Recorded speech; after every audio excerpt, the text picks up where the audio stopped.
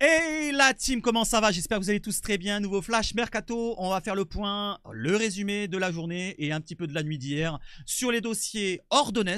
Il est ici, c'est très très chaud. Voilà, un recrutement peut-être au-delà des 30 millions d'euros. On va en parler plus précisément avec toutes les sources différentes et variées qui viennent de l'étranger, de la France, ici et là, pour nous informer que c'est très très chaud pour l'OM. C'est très très chaud. Il sera probablement la 6e recrue, si je ne me trompe pas dans le chiffre, ou 7e, on s'en fout.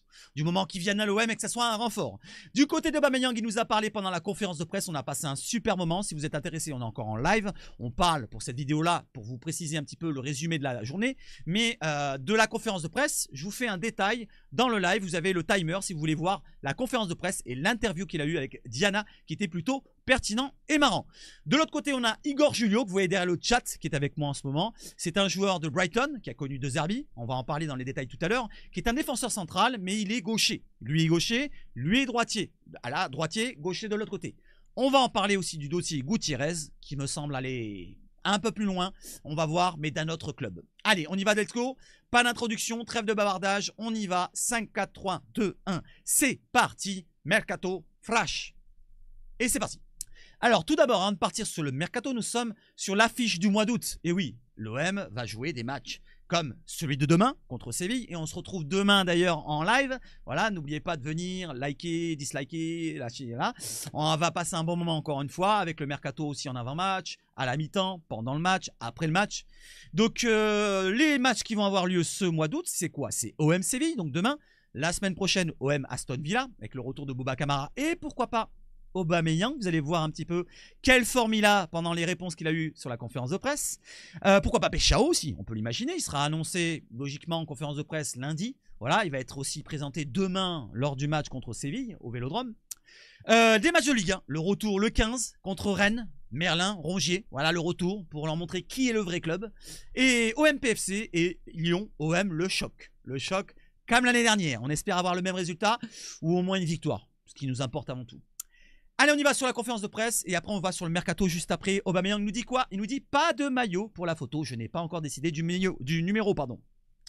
Alors certains parlaient du 14, d'autres peut-être de 21 ou je ne sais plus quel chiffre que vous me sortiez. N'oubliez pas de me les proposer dans les commentaires. On nous dit le 14, si Moumbagna part, nous dit Fey Run. Pour l'instant, prends le 7, t'inquiète, nous dit Yous. Ouais, ça va compter pour un départ, pourquoi pas de Mopé. Mopé, il a perdu le 8, il va perdre peut-être le 7. Il va se retrouver avec le je sais pas combien. Mais en tout cas, Mopé est toujours là, Yous, j'ai envie de dire. Laissons-lui le numéro 7. Pour l'instant, c'est en train de discuter sur le maillot. Négocier pour le numéro 10? Ah non, je préférerais un numéro disponible. Ou je prendrai le numéro disponible, nous dit Aubameyang. On enchaîne avec les réponses d'Aubameyang.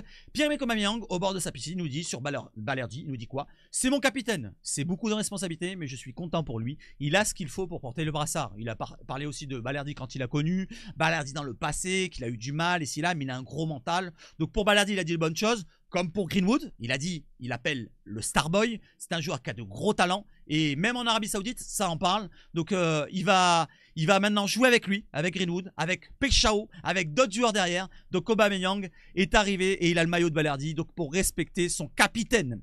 On enchaîne avec la réponse de Balerdi pour sa forme. Voilà, et après on va sur le Mercato.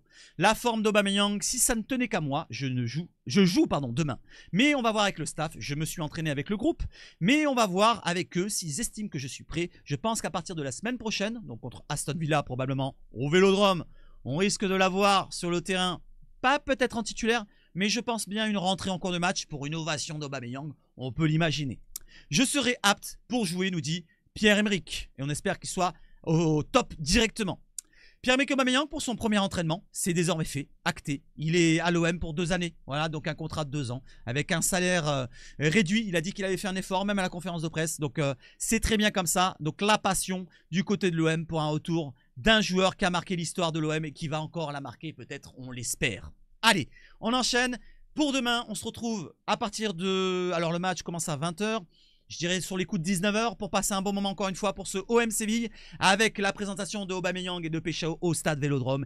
Et peut-être la... Alors, je me suis trompé, peut-être c'est pas la 6e, c'est la 7e. Il y en a combien là? 1, 2, 3, 4, 5, 6. 7e recrue que serait Ordonez. Et oui, Ordonez serait la 7e recrue. Donc vous le voyez, il est devant à gauche, le jeune équatorien qu'on va aborder juste après. On y va, let's go. D'abord sur Péchao qui va être annoncé c'est imminent dans les prochaines minutes, les prochaines heures par l'OM officiel. Pour l'instant, les comptes, les réseaux sociaux, eh ben, ils annoncent que c'est officiel. C'est pas encore officiel annoncé par le club. Donc on va se dire c'est à 99% de fait. Comme je l'avais dit il y a 2 semaines environ. Allez, on enchaîne avec Peixao. Donc Antonio Bess qui nous précise que la visite médicale est réussie pour le joueur brésilien. Le joueur a signé son contrat à l'Olympique de Marseille. Officialisation imminente pour un contrat de 5 ans. 5 ans de contrat. Et il a annoncé aussi son adieu du côté des médias dans Instagram, sur son compte officiel. Igor Peixao nous dit que voilà, il donne son amour, voilà, il fait un gros message pour Feyenoord et il représente, voilà, toujours dans son cœur, ça représentera quelque chose pour Feyenoord, pour Peixao. Donc on va pas tout lire, mais si vous avez envie de lire, vous faites pause, vous lisez, vous agrandissez la page, comme ça, on va passer next sur ce dossier-là. Donc Feyenoord qui annonce vraiment officiellement qu'Igor Peixao c'est terminado. Ce fut un plaisir. Donc on attend maintenant. Donc maintenant, il nous reste plus quoi? Plus qu'à attendre que l'OM officiel, et pas les petits comptes de pacotille, nous l'annonce officiellement du côté de l'Olympique de Marseille. Donc la visite médicale est faite, c'est ficelé pour un contrat de 5 ans. On va attendre que ce soit annoncé par le club de l'Olympique de Marseille. Il est désormais plus à Feyenoord, c'est l'OM qui a investi 30 plus 5 millions d'euros pour Igor Peixao. Roberto De Zerbi attend encore un défenseur central et peut-être un latéral gauche en fonction des opportunités de marché de transfert. Ulysse Garcia étant le seul spécialiste actuel à ce poste avec, on va dire, Medina. Et oui, Medina, il a joué en match de prépa. Il peut l'occuper, ce poste-là, je pense. Comme sur le côté droit. On va en parler tout à l'heure avec une recrue qu'on va aborder ensemble, potentiel même. Allez, j'enchaîne avec Roberto De Zerbi qui souhaite utiliser Facundo Medina au poste de latéral gauche. On vient d'en parler, selon l'équipe. Après, c'est que De Zerbi qui décide. C'est mieux, merci. Je continue. Donc, avec l'OM qui finalise le recrutement d'un défenseur central gauche, pas gaucher, mais on va voir qu'il y a un joueur gaucher qui est suivi du côté de l'OM, et c'est un joueur qui a connu aussi De Zerbi. Gauche confirmé de haut niveau. Je continue avec quoi? Transfert annulé, il y a un problème. Seb H regarde Fabrizio Ravaelli. Mais non, c'est pas vrai. Ryan Flamingo, donc c'est un dossier qu'on visait il y a quelques jours, il y a 2 jours exactement. Foot Mercato nous avait relié ça, comme ça Chatavoliri, comme d'autres médias. Et derrière, il y avait Joël Ordonez, ou plutôt l'inverse. Joël Ordonez, apparemment, ce serait le plus chaud, puisque l'OM a proposé déjà des offres. Plusieurs offres, on va les voir ensemble. Donc, Joël Ordonez, peut-être une prochaine recrue, la 7e de l'Olympique de Marseille. Selon Johanna Calderon, une journaliste, je ne sais pas de quelle origine, équatorienne peut-être, oui, il y a un petit drapeau équatorien. Il est quasiment acquis que Joël Ordonez jouera pour l'Olympique de Marseille. Elle nous dit, la journaliste, le joueur a fait part de son intention de quitter Bruges. Le transfert devrait coûter 32 millions d'euros. On avait entendu parler de 28, donc 32 millions d'euros. Après, avec une participation en bonus de 15% à la revente pour Bruges en cas de revente. Derrière, une autre information, celle venant de CL Merlot qui nous dit que Joël Ordonez est très proche de signer à l'Olympique de Marseille. La même information. Les discussions avec le club de Bruges sont en phase finale pour un contrat de 32 millions d'euros avec un contrat de 5 ans derrière. On va le voir tout à l'heure. Bonus compris. J'enchaîne, il n'y a pas de pourcentage là. Derrière, voilà le contrat. 2030 comme vous voyez en bleu. Donc c'est Nicolo Schira du côté de l'Italie qui nous précise que Joël Ordonez est à 2 doigts de rejoindre l'OM en provenance du club de Bruges pour 30 millions. Plus 3 de bonus. Là, on a monté crescendo. La valeur maintenant du joueur, le montant, c'est 33 millions de bonus. Sébastien, ton appel a été entendu par Valentin Rongier. Souhaite te prêter son logement lors de ton tour de Provence. Ordonez a déjà demandé à être vendu et souhaite signer à l'Olympique de Marseille, prêt pour un contrat jusqu'en 2030. Donc 50 contrats comme Igor Peixao ou peut-être Timothy Weah. Joël Ordonez, dernière information, va devenir un nouveau joueur de l'Olympique de Marseille. Transfert de 30 plus 3 millions de bonus. Un pourcentage pour Bruges sur une vente future. On a parlé de 15%. On va rester sur cette base-là. Donc 15% de bonus. Contrat jusqu'en juin 2030 pour l'Équatorien. Par contre, le joueur n'est pas en rébellion avec le club de Bruges. Il ne s'est pas écarté pour faire une mutinerie. Non, il n'y a pas de souci sur ça. Il a un bon mental. Il est juste impressionnant, j'allais dire. Non, il est juste absent pour une blessure mineure. Annonce officielle à venir. Donc l'Irigo de Fabrizio Romano devrait pas tarder à tomber. On regardera en fin de vidéo tout à l'heure, comme, pourquoi pas, Peixao. Et oui, parce que ça va être annoncé par le club olympien. La dernière nouvelle, c'est la même journaliste que tout à l'heure on a vu. Non, je ne crois pas. Non, on la verra après. C'est Flores Major a confirmé que Joël Ordonez jouera pour l'Olympique de Marseille et que les détails sont en cours de finalisation pour l'annonce officielle. Massilia nous relaye encore la même journaliste. Elle nous dit que la même chose, Joël Ordonez, pardon, jouera pour l'OM. Les détails sont en cours de finalisation et c'est la même chose. De Zerbi connaît déjà très bien Joël Ordonez, ça on peut le rajouter. Joël Ordonez a été convaincu par le projet sportif de l'OM, notamment par la perspective de pouvoir évoluer sous les ordres de Roberto De Zerbi, qui a déjà managé plusieurs joueurs équatoriens. Et d'ailleurs, tiens, dans les commentaires, citez-moi tous les joueurs équatoriens qu'a connu De Zerbi dans sa carrière. Allez, citez-moi-les dans les commentaires ou dans les chats si vous voulez. Je continue. L'information Joël Ordonez et on va voir maintenant le profil du joueur. Je vous l'ai détaillé avec des profils data. Maintenant sur le terrain, voilà, c'est un peu plus concret. Et on voit que c'est pas que axial, pur et dur, dans une défense à 4 à plat, ou dans l'axe d'une défense à 3, mais c'est aussi sur le côté droit, en latéral, comme avec l'Équateur contre le Brésil, là par exemple. Face à Vinicius Junior, il a défendu bien comme il faut, voilà, il va récupérer le ballon, il n'y a pas de faute. Voilà, physiquement il revient, voilà, il va assez vite, et il va contrer le ballon qui va en touche. Je ne vais pas vous montrer toutes les actions qu'il a fait contre Vinicius, mais pour vous montrer qu'il joue en latéral droit aussi. Comme on le voit là, en latéral droit, non, mais dans une défense à 3, à droite. C'est pas dans l'axe, c'est à droite. Donc, on peut imaginer qu'à l'OM, imaginons on passe à 3 derrière, et c'est ce qu'on fait pendant la rencontre, quand le schéma bouge dans tous les sens, et ben même si on part à 3, comme on l'a fait dans la période de l'année dernière, avant de repartir à 4 derrière, et ben on peut imaginer qu'à droite sera Ordonez, à gauche Medina, comme il l'a fait à Lens par le passé, et dans l'axe Balerdi. On peut l'imaginer cette compo-là. Ou d'autres derrière, comme Egan Riley, ou pourquoi pas un autre joueur qu'on va parler juste après, comme Igor Julio, ou d'autres que j'oublie peut-être dans la défense, qu'on peut imaginer. Donc voilà Ordonez, donc c'est très chaud pour le dossier Ordonez. On va faire le point tout à l'heure avec Fabrizio Romano en fin de vidéo pour voir si c'est pas acté directement, parce que j'ai refait 3 fois la vidéo. Je continue. Igor Julio, donc durant le mois de juin, l'OM s'était renseigné sur Igor Julio. C'était, c'est pas C, c'est S, mais c'est pas grave. Mais le profil du joueur est toujours suivi par l'Olympique de Marseille selon l'équipe. Donc selon l'équipe. Donc l'information est vraie ou pas. Pour l'instant, on va rester sur le vrai, sur le concret. Et on va se dire qu'il faut suivre un petit peu ce dossier-là de près. Donc, dossier Igor Julio. Il nous informe, GP, que l'OM s'était penché sur Igor Julio en juin, comme on l'a vu tout à l'heure. Défenseur gaucher de 27 ans, il nous précise quelque chose. Expérience de Première Ligue, Serie A, déjà coaché par De Zerbi, solide au sol, relance propre, jeu aérien correct, pas dominant. Valeur estimée de 20 millions d'euros environ sur Transfermarkt, on va voir la fiche tout à l'heure. La Real Sociedad est sur le coup, donc il y a une concurrence sur le dossier. Trop cher pour être remplaçant à l'Olympique de Marseille. C'est le bas qui blesse sur le dossier, mais on peut imaginer en prêt, ça peut faire sens.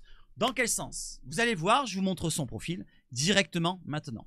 Donc Igor Julio, alors pour vous préciser la chose, c'est très costaud physiquement, il en impose de grosses cuissasses à la Heuberg par exemple. Donc un défenseur dans le duel, dans l'impact, ça va y aller au charbon. Il a une certaine qualité technique. Voilà, il va pourquoi pas prendre plaisir à dribbler un ou deux joueurs et à garder le ballon pour se projeter avec. 27 ans. Et toutes ses dents, 1m88, très gros gabarit, 20 millions de valeur Transfermarkt, pardon, 2027 son contrat du côté de Brighton, l'ancien club de Zerbi. Il est gaucher, je le répète, il peut jouer en arrière gauche.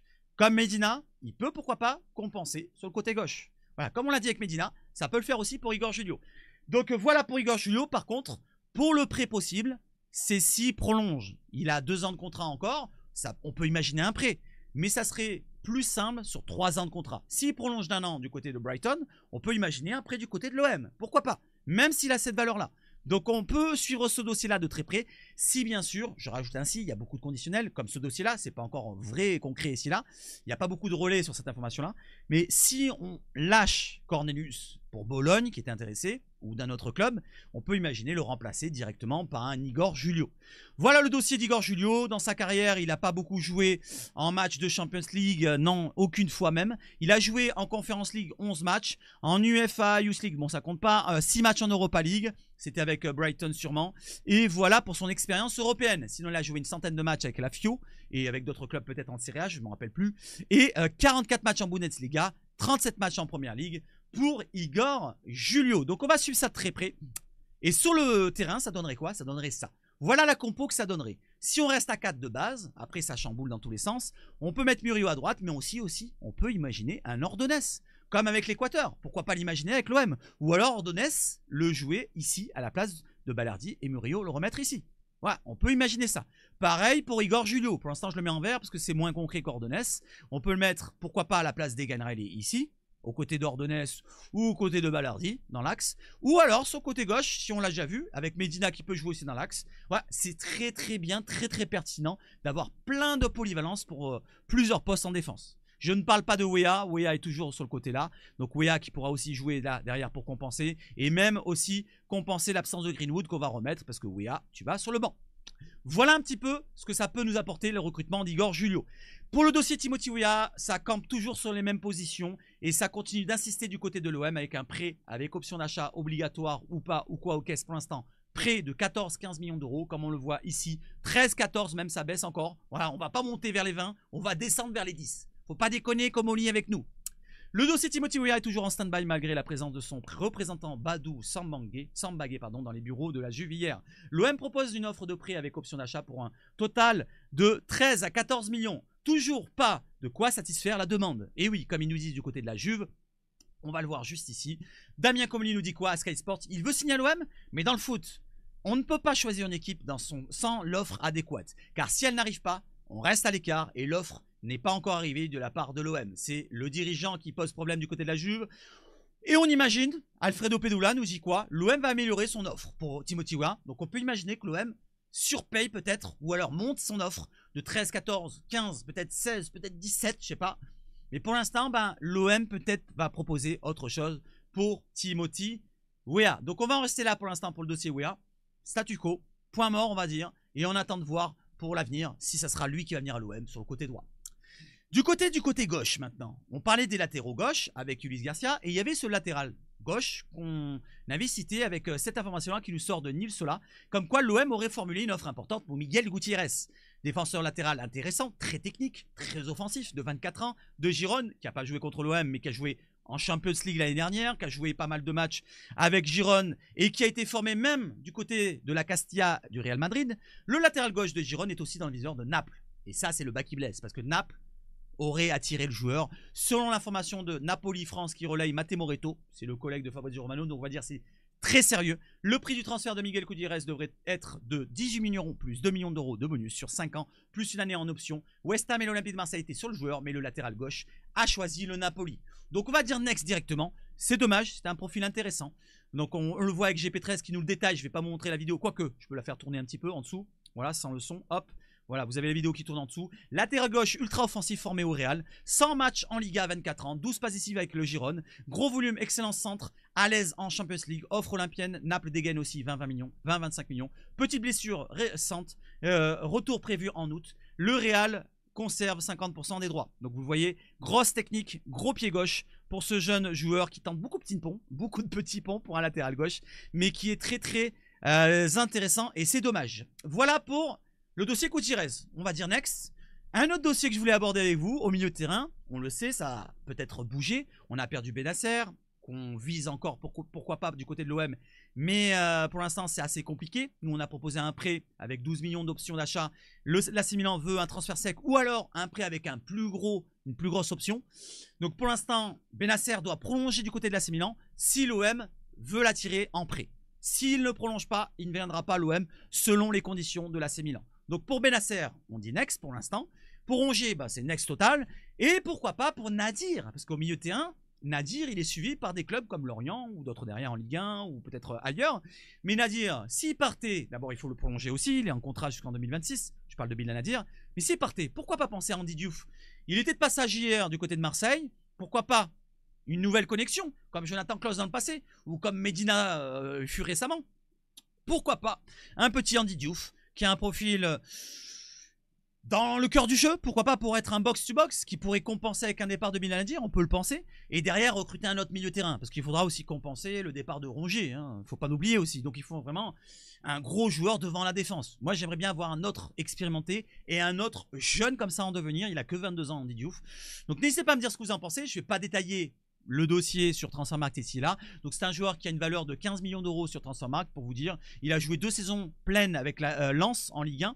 Il a joué quelques matchs en Ligue des Champions avec Lens l'année dernière. 6 matchs si je ne me trompe pas. Donc c'est un joueur qui connaît le très haut niveau, même si c'est pas vraiment imposé, mais c'est un joueur qui est encore jeune, qui peut montrer de bonnes choses, et pourquoi pas pour une rotation, je parle pas bien de rotation au milieu, ça pourrait faire la maille, si Nadir partait en prêt, hein. Voilà, on le garde et on le récupère, Nadir. Pourquoi pas plus fort, comme André Ayou dans le passé. Voilà les amis, je pense avoir tout abordé avec vous. Juste pour vous montrer maintenant une dernière information, même si ça n'est pas une pour l'OM, pour le Mercato, c'est le Craquito. Vous vous en souvenez le Craquito que j'appelais? C'était qui? Ronny Mardi. Je vous montre une vidéo, regardez bien. Donc vous avez Dani Olmo qui va faire la passe de l'autre côté, là à droite, regardez bien, à droite de la surface. Et Ronny Mardi qui met le ballon au fond des filets. Donc pour son retour avec le Barça, il marque un but en prépa. Voilà, le Craquito, comme je vous l'ai cité, c'est un joueur très fort potentiel. Et malheureusement, c'est le Barça qui l'a attiré. Allez, on va faire le point sur Péchao. On se retrouve sur le gros écran. N'hésitez pas à donner de la force à la chaîne. Like, dislike, abonnement, cloche et le partage. Et commentez. Commentez, donnez-moi votre avis sur tout ce que j'ai dit dans la vidéo. Comme ça, on partagera notre avis dans les commentaires. Et oui, parce que moi aussi, je réponds. Je vous réponds à chaque fois, vous avez vu. Donc je vous souhaite de passer une excellente soirée, excellente nuit. Et on va se quitter sur le petit message habituel. Vive le foot chez Sabachout. Et surtout quoi? Allez l'OM! Il reste J32, hein. J32 et presque J31 de journée de Mercato. Ciao, ciao, ciao!